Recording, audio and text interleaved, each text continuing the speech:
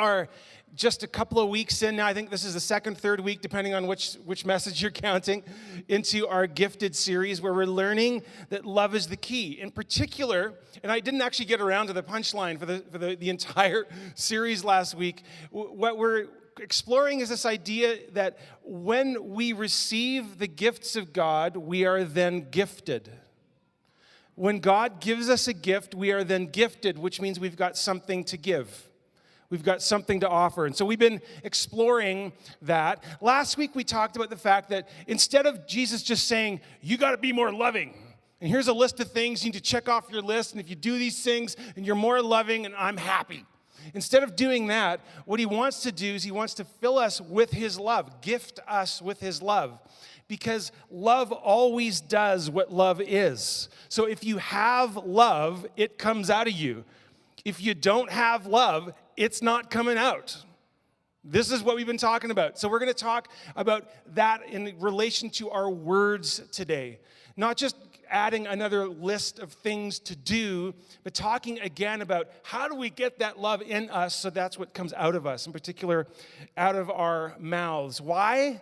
What's at stake? Well, because if we don't receive the love of God, if we're not living in the love of God, and if it's not beating through our veins, then everything we do and say will be a backhanded attempt to try and get that love.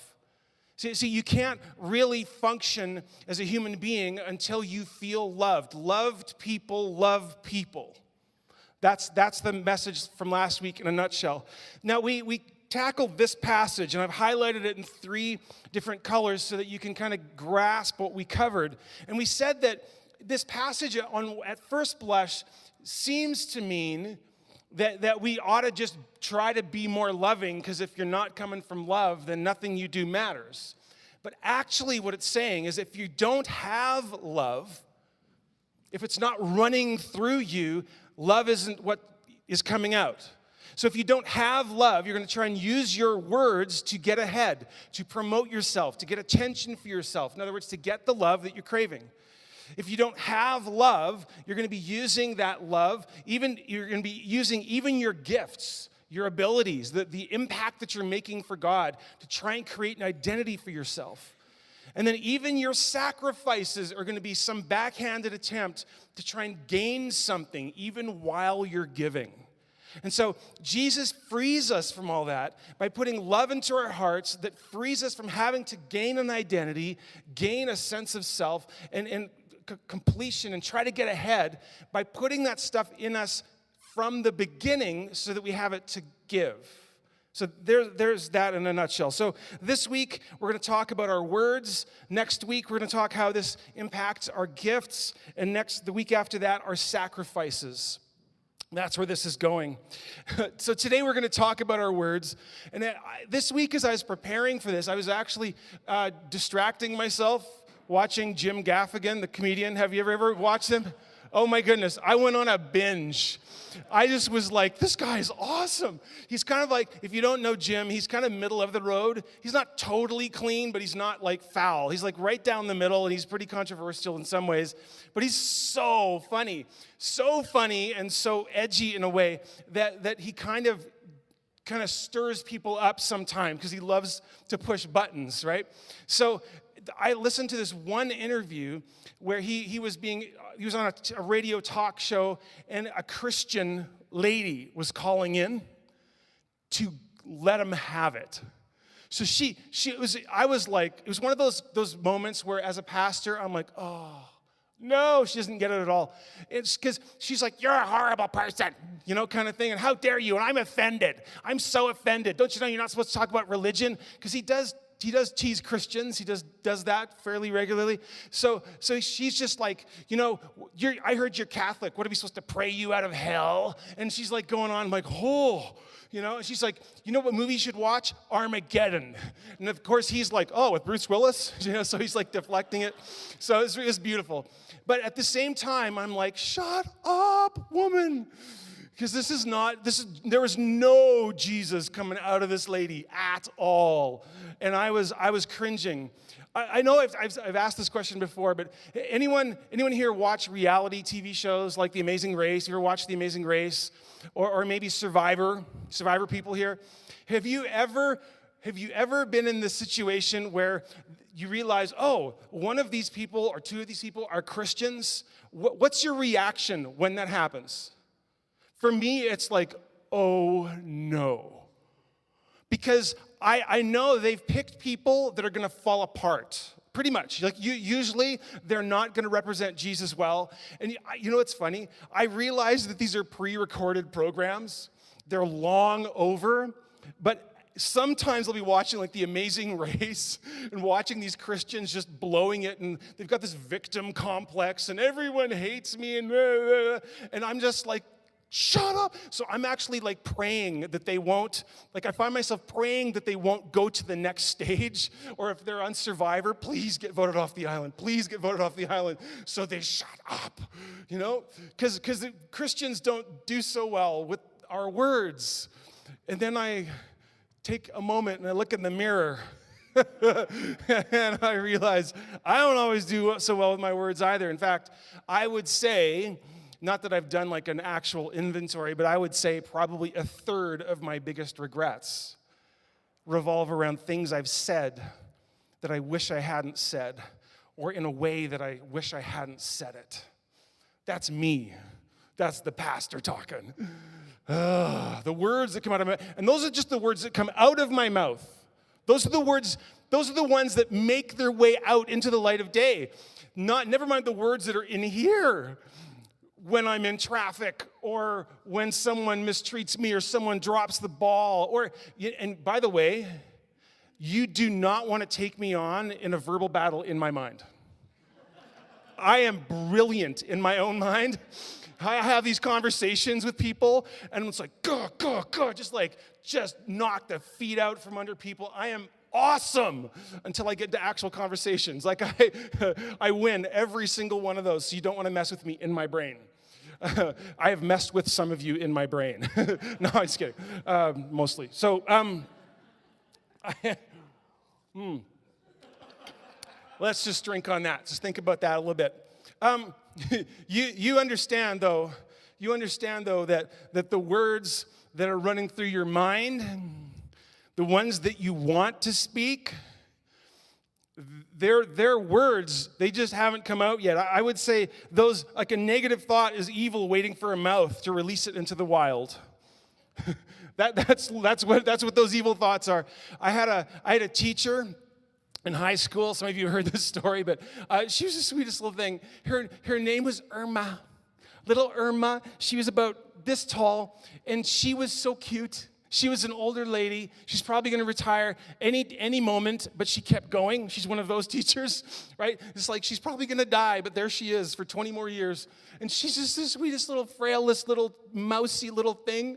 And just always so kind and just wonderful all the time. So my friends, not so much. Me and my friends, no. We're the troublemakers, but somehow Irma had a thing for us. And so she needed an errand done for something at the school, so she brought us along one day. We piled in her car because we needed us to lift something. I think that's what it was. It's probably like water bottles into the car or something. So we're driving along, and somewhere along the road, some moron on a hot rod just blah, in front of us, and she's got to hit the brakes and everything. And one of my friends says, you could give him the finger.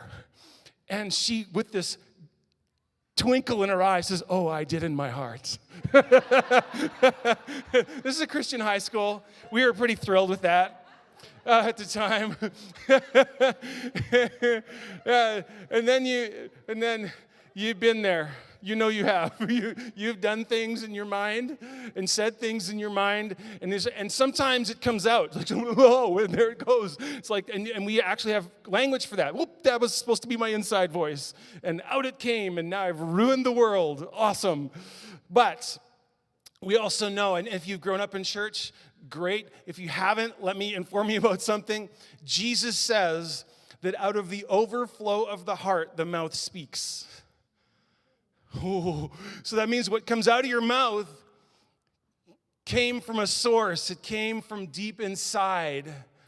So wherever love's not coming out, it means there wasn't love to draw from. And so we got to turn back. We got to figure out some way of fixing this issue. Now, typical advice runs something like this. Zip it, right?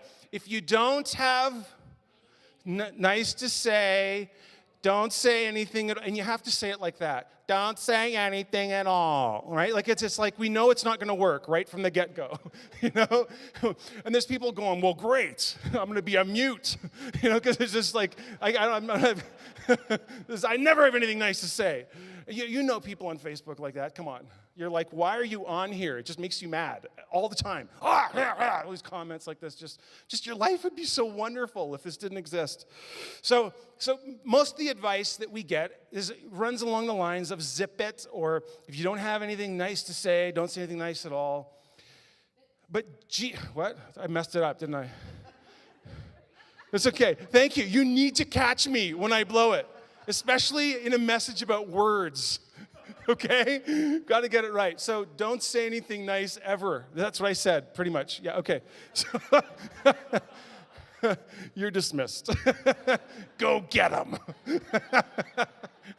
Woo. All right, so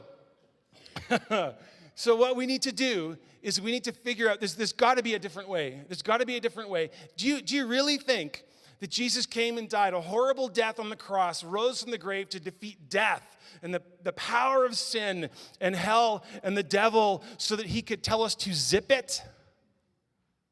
Or do you think maybe he's got something deeper in mind where he wants to transform the very heart so that out of the overflow of the heart, the mouth speaks love? I think maybe that's the solution. And so at Christmas time, we're going to go back to that message, and we're going to talk about what kind of message is this. And hopefully this morning, we're going to let it settle in a little deeper than it's ever gone. Because here's the deal. If there's still stuff coming out of our mouths that isn't love, and there is, because there is in me, I know that too, then it means there's part of me that hasn't quite heard the gospel, the good news yet, hasn't taken hold of it. Because if I received the gift, I'd be gifted with it. That's where we want to be. So, hundreds of years before Jesus even arrived on the scene, a prophet named Isaiah received a prophecy about the context into which this message, this gospel, this good news would come. The kind of the environment into which the Messiah would appear. I think you even quoted this last week. Was it last week or week before? So he said this. He in his mind, he was seeing it as though it was happening. So look at his language. It's like present tense. He's having a vision. God's giving him like a metaphor for what it is the Messiah is going to come to do. The people walking in darkness have seen a great light. On those living in the land of deep darkness, or some translations, the valley of the shadow of death, a light has dawned. Our message is a message of light. So then, hundreds of years later, when it's time, and Mary is ready to give birth, and they find the stable, and she goes through what women have to go through for a baby to be born, through the groaning and the screaming and the blood, emerges this baby, and heaven explodes with light. Watch this. There were shepherds living out in the fields nearby, keeping watch over their flocks at night. An angel of the Lord appeared to them, and the glory of the Lord shone around them, and they were terrified. This is the beginning of the fulfillment of that prophecy. These people living in darkness, a light has dawned. The glory of God appears. And they were terrified. But the angel said to them, "Don't be afraid." Boy, do we need to hear that today. In a culture that peddles fear to get its way, we need to hear this. The message is, don't be afraid. I bring you good news, not bad news. Christians are known for bringing hell and damnation. Not bad news, good news. that will cause great joy and will be for all the people. Is this what we're known for? We are off the rails, people. This is not what we're living. I'm not saying all of us. Maybe you are filled with the love of God and the joy of God and the light of God. Great. Get up and go. And we'll follow you into battle and see what God does. But many of us, this is not the message that we embody, and the reason we haven't embodied it is because we haven't fully received it yet in ourselves. Today in the town of David, a Savior has been born to you. He is the Messiah, the Christ the Lord.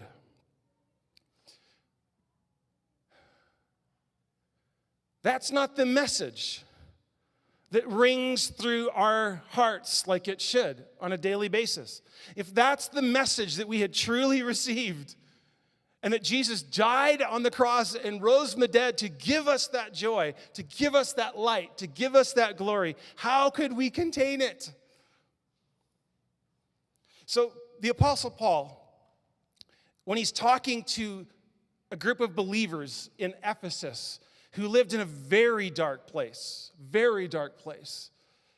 knowing that the light of Christ really needed to dawn in that city as well, and that these believers were probably losing sight of the light that they had been given. He wrote some things in Ephesians 4 and 5. I'm just going to bullet point them. I'm just going to rush through them a little bit today. I want to remind you, if you've given your life to Jesus, where you stand, who you are, what that means. And if you don't know Jesus, this is who you can become. All right? So, he talks about a way of life, a whole new way of life, that if we receive this message, it changes the way we do life itself. It changes our words, it changes everything about us, because we've been living in darkness and now we're not. So, he talks about this way of life we learned when we heard about Christ, and we're taught in him in accordance with the truth that's in Jesus. Now, you ask yourself, is this the way of life you've learned? He's assuming something about the Ephesians. Why? Because he stayed there and he taught them this way of life. So if we don't know this way of life, that's probably why the words coming out of our mouths aren't love, aren't light. Okay? So, the way of life you learned when you heard about Christ, were taught in him in accordance with the truth that is in Jesus. You were taught, with regard to your former way of life, to put off your old self, which is being corrupted by its deceitful desires. Remember, I want it to all be about me.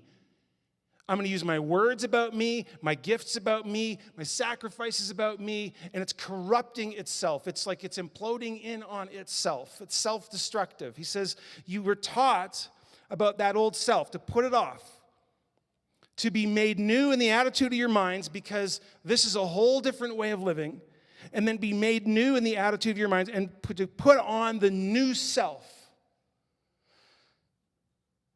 You don't just get a new start in Jesus. You get a new heart in Jesus. You get a new self, a new identity. You get a heart transplant. Did you know, I don't know if this has ever occurred to you, but Jesus' plan for you isn't to renovate you. It's not to fix you. It's not even to change you. It's to take your old, corrupt heart and let it die, to be crucified with him, and to give you a brand new one in its place, so that you have a different motivation. You awaken to the spiritual realities of the world. You find yourself a beloved son or daughter, and live in this new identity with a new set of values, a new set of passions and motivations. And whenever you find yourself not living from that place, it's not that Jesus wants to fix that, it's that you're living from the wrong self. So don't try and fix your sin. It's not fixable. That's why Jesus had to die. The only thing that can happen to sin is it can be crucified and killed and buried. That's the only thing. Jesus doesn't want to renovate you. He wants to resurrect you. Oh, that's way better news. That's great joy. That is awesome. So, okay, I'm going to keep going.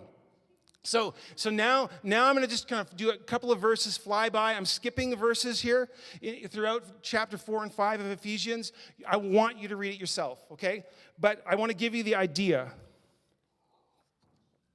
This is what happens. This is our new way of life. As dearly loved children, as children who have received the love of God, know that they're delighted in. You know what I love about watching these kids run around and just realize that they're free to express joy as they know they're delighted in? He's saying, as dearly loved children, walk in the way of love. This is your new way of life. Period. Just as Christ loved us and gave himself up for us. For you were once darkness. Remember what Isaiah said. The people living in darkness, a light has dawned on these people. So you were those people. But now you are light. Not you had light shine on you. You are light. It has changed your nature completely from the inside out. Now you are light in the Lord. Live as children of light. Live in the way of love. Live as children of light. Why? Look at this. This is how it works. This is how powerful God's light is. This is why he shines on us. Everything that is illuminated becomes light. It doesn't just get shone on, it becomes light. And this is why it says, this is another way of saying what the angel said to the shepherds. Awake, O sleeper, rise from the dead, and Christ will shine on you. It's beautiful. Now, Christians who aren't filled with the love of God are some of the most dangerous people on the planet. Because without the love of God coursing through your veins, you hear this word, light, and you go, yeah, exposing darkness. God, be sure your sins will find you out. Oh, they will. And I will help. I will point out your sin, and I will make the world see. And it's my job to troll celebrities and point out their shortcomings. And Christians are just, I mean, I would even go so far as to say that so much hate and so much bitterness and so much bile is coming out of some of these people's mouths. They can't possibly know the Jesus I know. They missed the whole plot. And I can be one of those people. I mentioned that. I have to watch myself. But we are so good at pointing out the darkness. That's dark. Oh, it's super dark. Do you feel it? It's like I walk by that store. It's like up and down me. I just feel it's a dark. So yeah, I'm gonna walk around. You know what I do when I go to that store? I just cross the street and I go around because it has dark in there. Hold up. I thought we were light. I thought the whole point was that the light is supposed to shine in the darkness. But until you know who you are, that you are light, you're going to be avoiding the darkness. Jesus didn't avoid darkness. He sought it out. Because he knew that what was in him could trump darkness any day of the week. It's beautiful, beautiful, beautiful. So we're really good at identifying darkness. Newsflash, the world is dark. Look, darkness, yep. Like you can point to anything and find darkness. It doesn't take any skill. People feel so self-righteous. I found some darkness. Yeah, congratulations.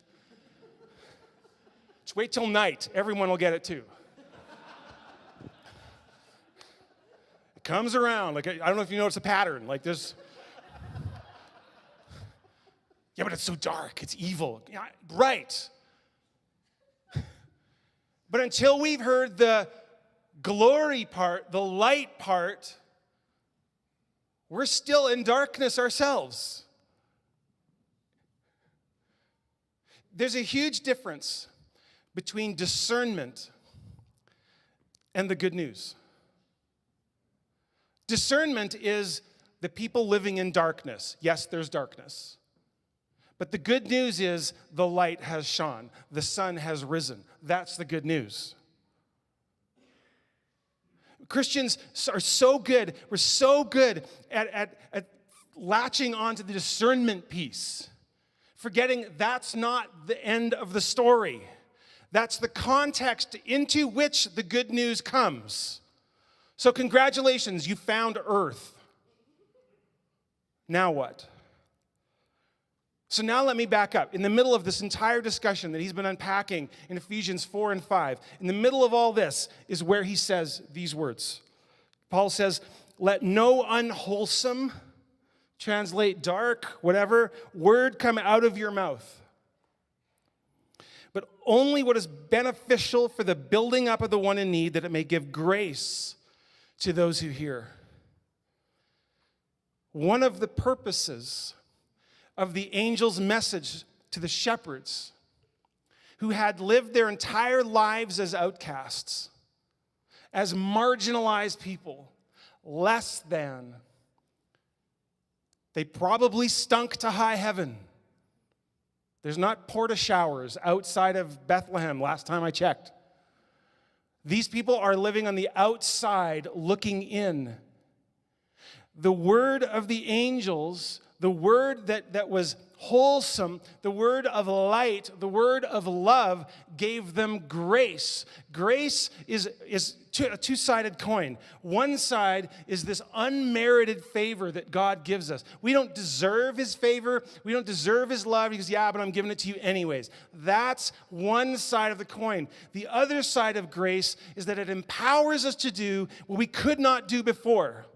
So the purpose, the reason the angels didn't just send down a Hallmark card is that because they look good on Hallmark cards too, is the reason is they needed to give grace to those shepherds because that would empower them to come out from the cold, out from the fringe, into the middle of the story. So what's at stake here isn't just you being a nicer person. What's at stake here is that the words that God wants to put in your mouth are designed to give grace to the people around you so that they are now empowered to do what they could not do before. Give them courage, give them hope, give them focus, give them insight, whatever it is. Those are the kind of words God wants to speak. There are people around you that need Jesus desperately. And how are we saved? By grace. So God saves us through his unmerited favor, but he also saves us by empowering us to respond to him. And how does he do that? By sending people to share the good news, to share encouragement, to share whatever is needed for them to get over the hump. I found myself in a hot tub a couple of months ago. Shauna's laughing because she's starting to call me the hot tub preacher. Because I find myself in hot tubs sharing Jesus with people. This happens like a lot. So I know it's awkward. I was on a pastor's kind of retreat with C2C, the organization that we're with, and we're staying in New Brunswick, in St. Andrews, in this beautiful resort, the Algonquin Resort, this 5-star hotel that's empty that time of year, so they gave it to us for this wicked price. And they have a beautiful pool area that functions also for the surrounding town as kind of like a rec center. So if you are a member of the town, you get a free membership to this pool and area. And so I find myself in a hot tub with a guy that I've never seen before, and I don't think he's from the conference. And so I start chatting it up with this guy. His name's Jerry. Pray for Jerry. And Jerry looked like an interesting character, so I started asking him about his story. And he had just moved into town several months earlier, and he'd bought one of the smallest, most beat-up shacks in the town. It's probably still $1 million because it's one of these heritage kind of sites. And he had bought this place, and he was renovating it, and I thought, oh, that's so cool. And so I'm going to make it, better because it's been falling apart. Because some of these houses are like 1850s, like they're really, really old. And so he says, yeah, I got this. I ordered like a 600-pound Buddha. Gonna put it on my front lawn. Like, sweet, you know? So typical Christian would go, darkness, bad, and move away from Jerry in the hot tub. Well, that didn't go well. And I'm going, sweet. I get to talk to a guy who thinks, right? So I start engaging him a little more. I find out this is amazing. He was in Ottawa. He was the second responder in the second wave of responders in the shooting in Ottawa. So he was on the scene, saw some people shot and all that kind of stuff, and he had retired early because of the pain and that he had experienced, and I was kind of getting a kind of a vibe from him that there was something going on, and so I said, Jerry, do you have PTSD? He says, yeah, I really do. And it sucks. It's one of the reasons I retired early, and I'm here. I'm just trying to rebuild a life, and I've got, my girlfriend's come with me, and I just thought, Buddha will maybe give me peace. I don't know. And so he's going to put this thing on the lawn, and so what do you do in a situation like that? Do you go, Jerry, Buddha's bad? Is that what you do? That's not what I did. I felt like the love of God flowing through me to him. And I said, Jerry, I believe you are here for a purpose. Jerry, I believe that you are supposed to move into this town and that God is trying to get your attention. He has something for you here, Jerry, and the best is yet to come. And he knew I was a pastor at this point, and I loved Jesus and all of this. He's like, thank you. I said, Jerry, can I pray for you? Because PTSD, that must be so hard. I said, I know a guy who's recently healed of PTSD. Can I pray for you? Oh, that'd be amazing. So I put my hands on Jerry, and I pray for him right there in the hot tub while a few other pastors are minding their own business and staying away. I'm in there getting my hands dirty, and he says, thank you so much after, it was so cool meeting you. I said, you too, Jerry. You're an amazing guy. I just want you to know that. Remember, God has something for you. That's, I think, an example of what it looks like to see darkness, but don't go, that's darkness. But to go, oh, so how can I put light in there? How can I get love in there? That's the point. Here's my final thought. If you don't have good news for a situation, you haven't heard from God yet. If all you can see is the darkness, you haven't heard from God yet. Now, maybe for now, zip it.